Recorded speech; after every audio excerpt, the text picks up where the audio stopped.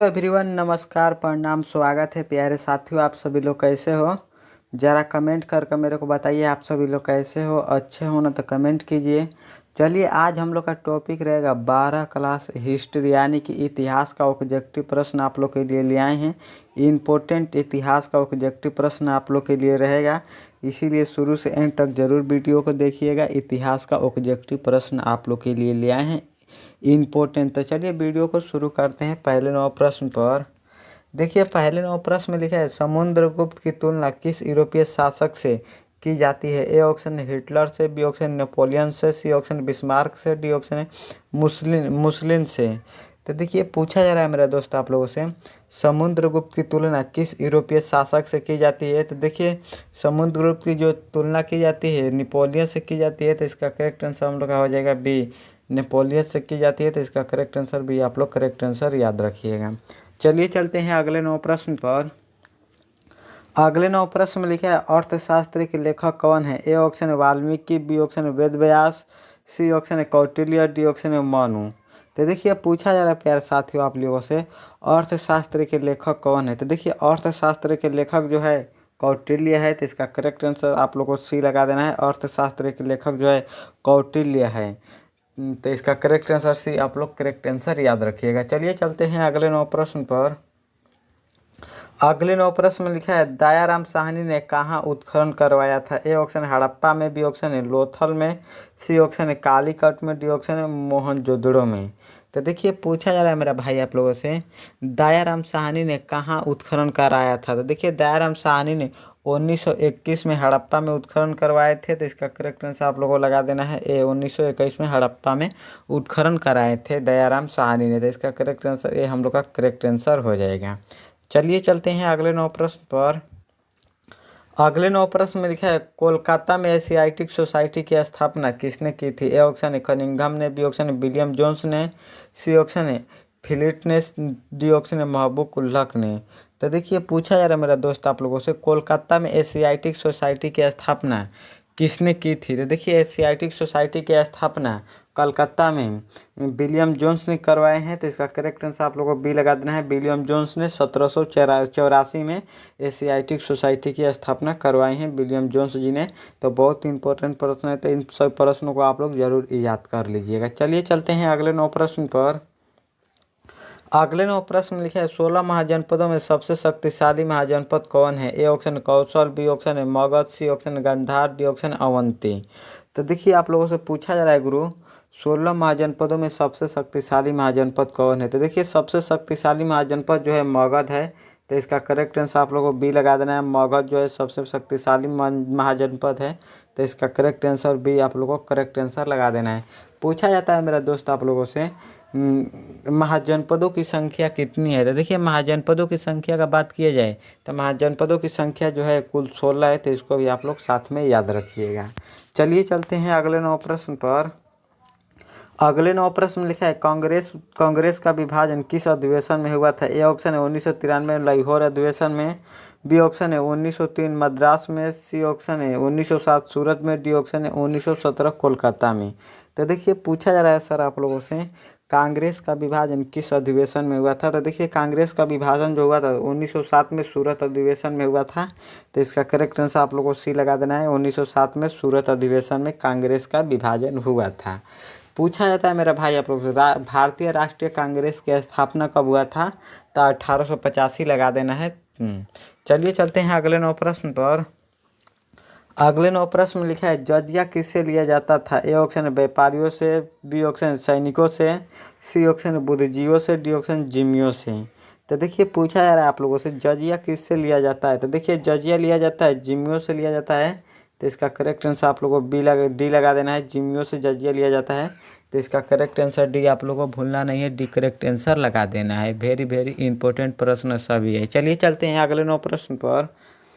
अगले 9 प्रश्न में लिखा है भारत में मुगल साम्राज्य की स्थापना कब हुआ था? ए ऑप्शन है 1206 में, बी ऑप्शन 1336 में, सी ऑप्शन 1526 में, डी ऑप्शन 1556 में।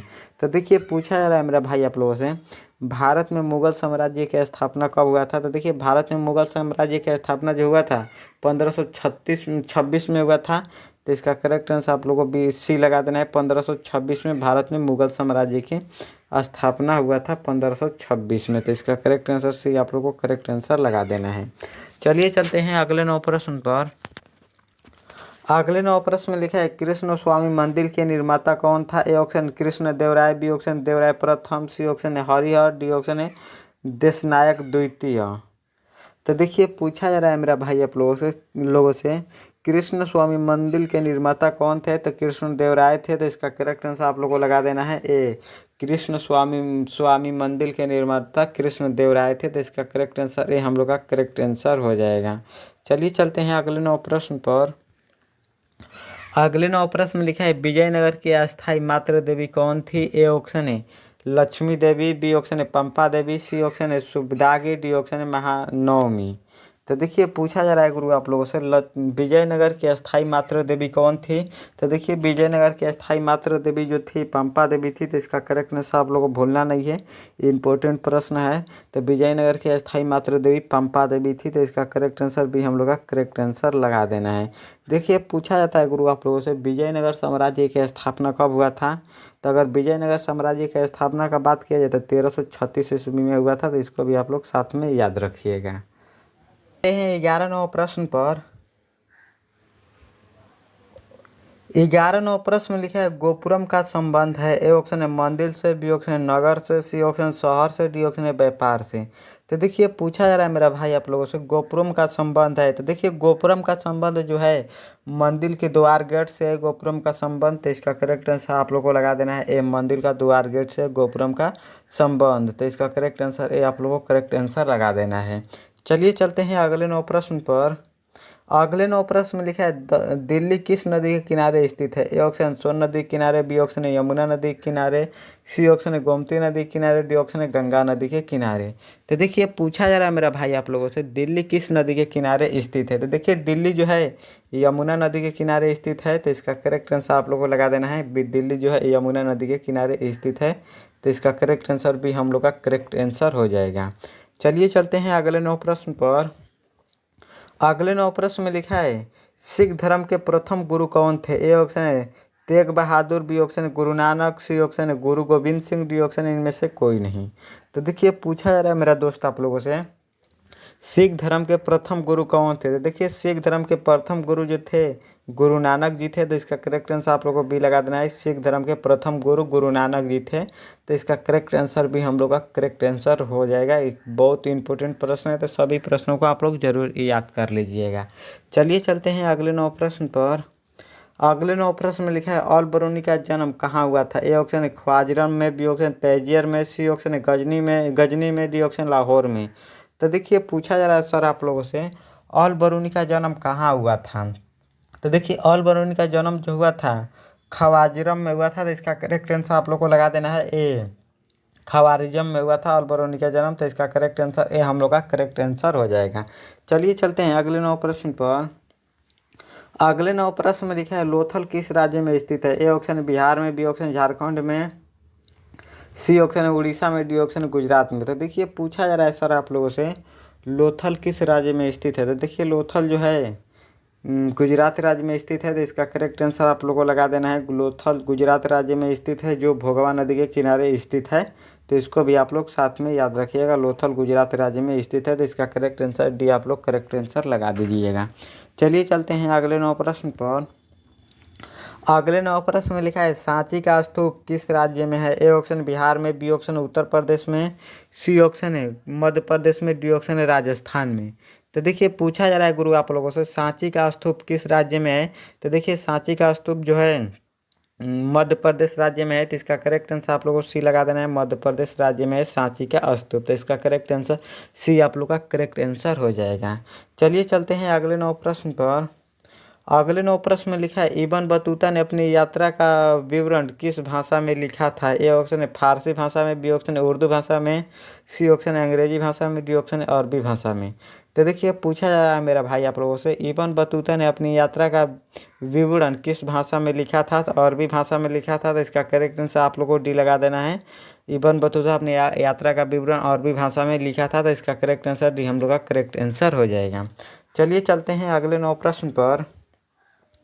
अगले 9 प्रश्न में लिखा है किताब उल रेहिला में किसका यात्रा का वृत्तांत मिलता है। ए ऑप्शन है अल-बरूनी का, बी ऑप्शन है इब्न बतूता का, सी ऑप्शन है बनियर का, डी ऑप्शन है इनमें से कोई नहीं।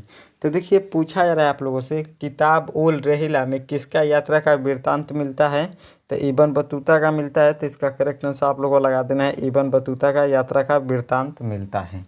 चलिए चलते हैं अगले 9 प्रश्न पर।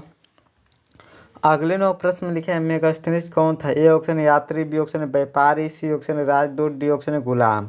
तो देखिए मेगास्थनीज जो था राजदूत था या यूनानी राजदूत था, तो इसका करेक्ट आंसर सी आप लोग को लगा देना है, ये यूनानी राजदूत था मेगास्थनीज जी। चलिए चलते हैं 20 प्रश्न पर।